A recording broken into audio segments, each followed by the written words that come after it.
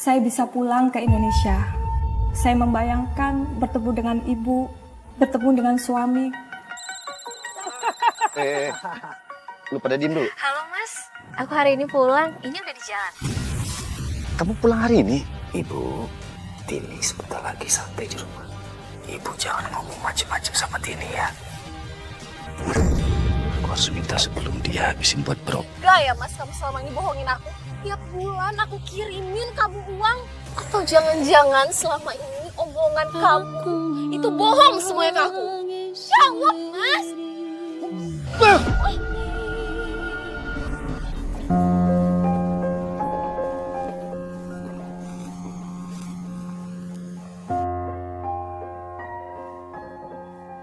Mereka yang pernah menangis adalah mereka yang pernah berjuang. Air mata bukanlah pertanda kelemahan, tetapi air mata adalah bukti kisah hidup seseorang dalam perjuangan. Dan di balik setiap tetes air mata, ada kisah ketegaran yang belum terungkap. Apa kabar para perempuan hebat? Kembali kita bertemu dalam catatan hati perempuan. Sebuah tempat untuk berbagi kisah dan sebuah ruangan untuk menemukan ketegaran dalam setiap perjalanan perempuan. Dan kali ini kita akan mendengarkan kisah dari seorang perempuan yang pernah menjadi TKW di luar negeri dan kemudian kisah pernikahannya setelah kembali ke tanah air. Seperti apa kisahnya yang inspiratif? Langsung saja kita undang Mbak Tini.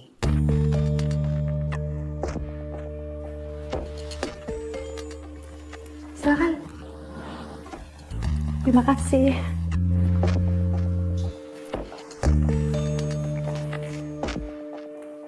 Halo Mbak Tini, apa kabar? Baik, Mbak. Silakan duduk Mbak. Gimana kabarnya Mbak Tini, sehat? Alhamdulillah baik, Mbak. Setelah melewati beberapa kejadian yang hampir merenggut nyawa saya,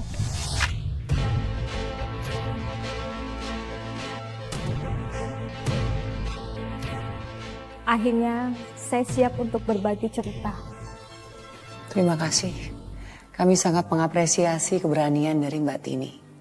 Pasti pemirsa di rumah sudah tidak sabar untuk mendengar kisah Mbak Tini. Jadi Mbak Tini pernah menjadi TKW?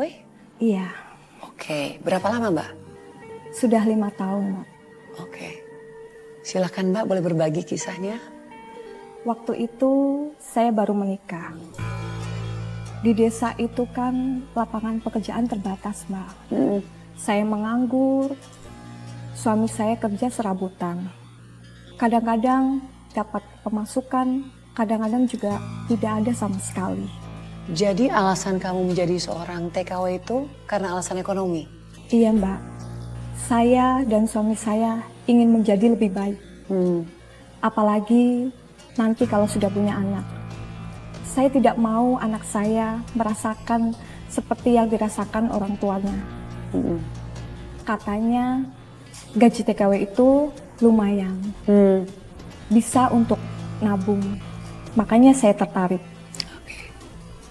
Bekerja selama 5 tahun mungkin bisa untuk punya modal usaha. Usaha apa Mbak? Rencana saya dan suami ingin mempunyai peternakan sapi, Mbak. Rencananya modal itu dari hasil saya sebagai TKW. Nah kalau boleh tahu Mbak, pekerjaannya waktu itu sebagai apa ya di sana? Saya bekerja sebagai pembantu rumah tangga.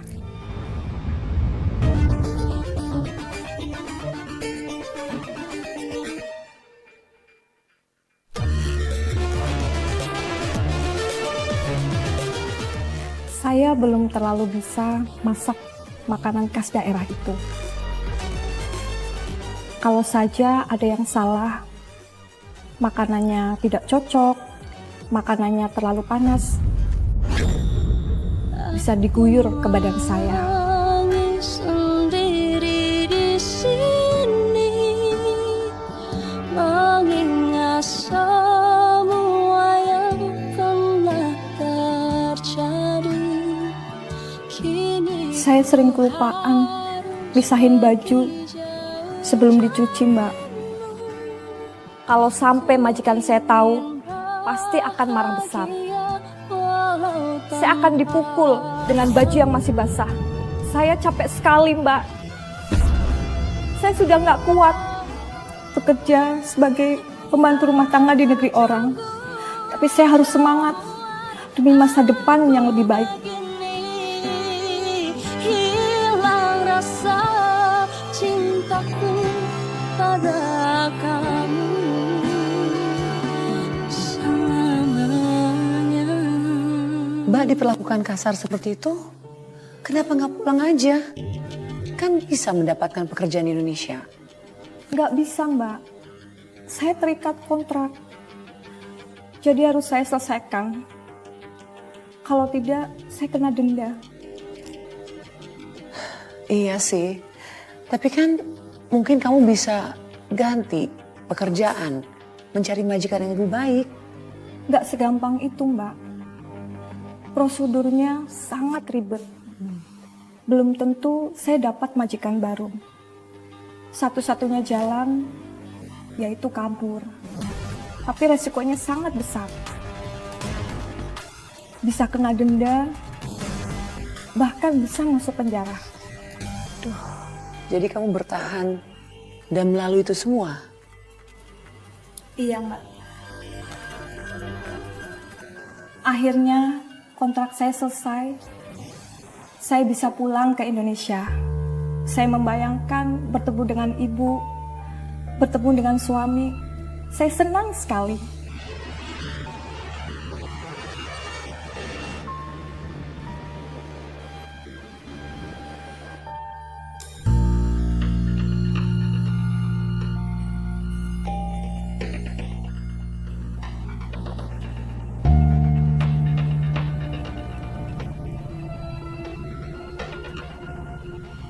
Bu.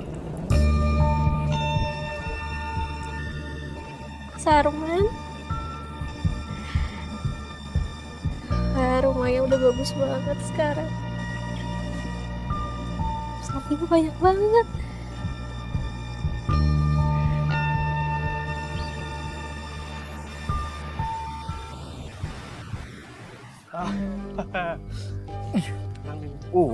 Dikit lagi.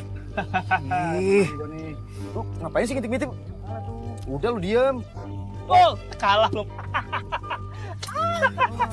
Lagi gua. Lu sih ngintip mulu. Ya sih, lu duit minta sama istri aja kalah ngeluh mulu. Lu. Lihat aja lu, ntar gua bales lu.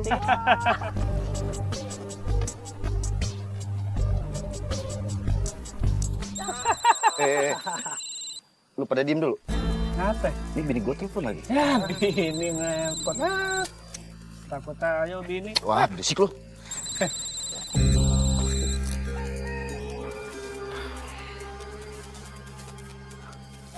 Halo sayang.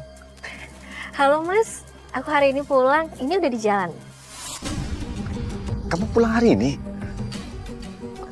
Kok kamu nggak ngasih tahu aku dulu sayang? Kan aku bisa jemput kamu ke bandara. Aku kan sengaja kasih kejutan buat kamu sama ibu. Kamu di mana Mas? Di rumah kan? Enggak sayang, kebetulan aku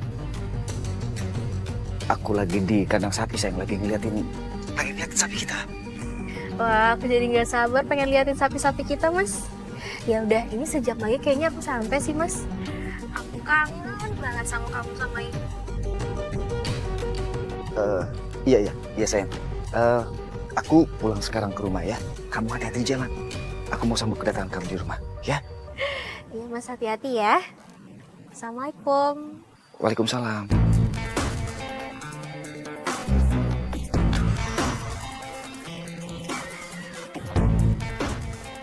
Sini. Apa nih? Udah kalah lu. Ntar dilanjutin. Gua bawa dulu ini. Ntar dilanjutin lagi. Lu udah kalah. Ntar dilanjutin. Ini nih kalau takut gini. Awas lu, balikin nanti lu. Kalah juga lu. Mana ibu mau dibawa? Ibu duduk sini. Ibu, Arman mau bilang, Tini sebentar lagi sampai di rumah. Iya. Tini. Tapi Arman minta sama ibu, ibu jangan ngomong macem-macem sama Tini ya. Iya, Arman. Iya.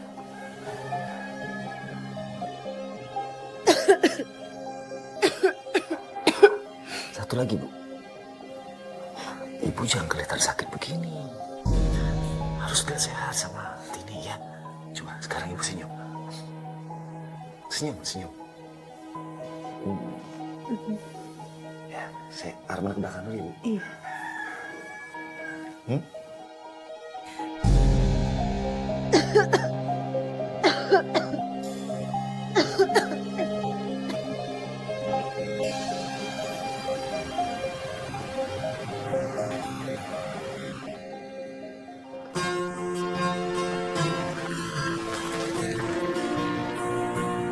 Makasih ya, Kak.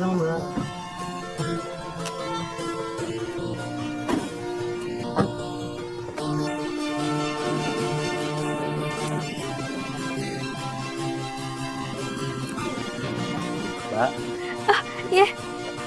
Makasih ya, Mas. sama-sama Mbak. Mari. Ya.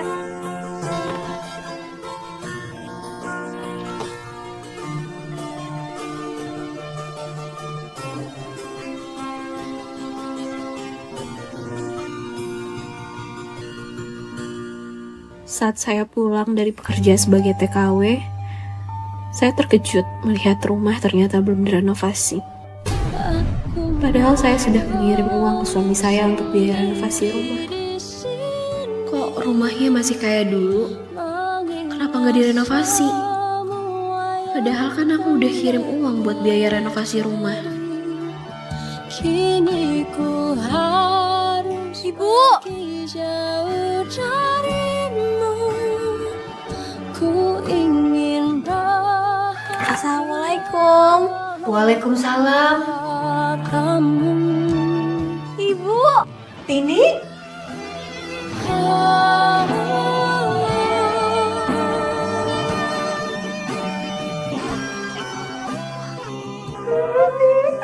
Ibu, Tini kangen sama ibu.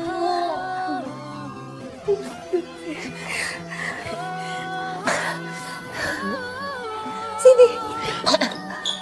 Ibu apa kabar? Alhamdulillah sehat. Kamu? Alhamdulillah sehat juga, Bu. Alhamdulillah.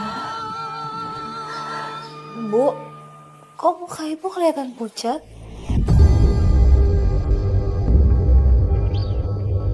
Kok badan ibu juga lebih kurus? Ibu sakit? Enggak apa-apa Ibu, Nak. Ibu cuma kurang tidur aja. Kamu nggak usah khawatir. Terus terang, saya senang sekali. Akhirnya bisa ketemu ibu lagi. 5 tahun berpisah, rasa kangen itu langsung terobati. Tapi jujur, saya sedih banget begitu tahu ibu sedang sakit. Ya Mbak, saya paham. Anak mana yang gak sedih kalau melihat ibunya sakit? Yang bikin saya makin sedih, Mbak. Ibu seperti menyimpan beban. Meskipun ibu nggak bilang apa-apa, saya bisa lihat dari raut wajah ibu. Bu, ini masakan Tini. Ibu, ini makanannya.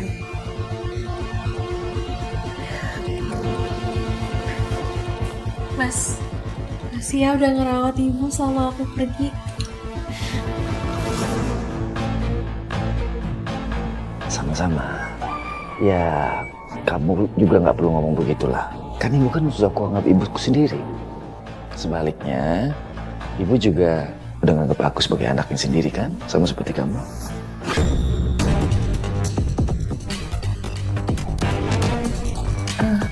Nah, Ibu makan di kamar ya. Kamu kan mau kangen-kangenan. Ah, Ibu. Ibu bisa aja ya.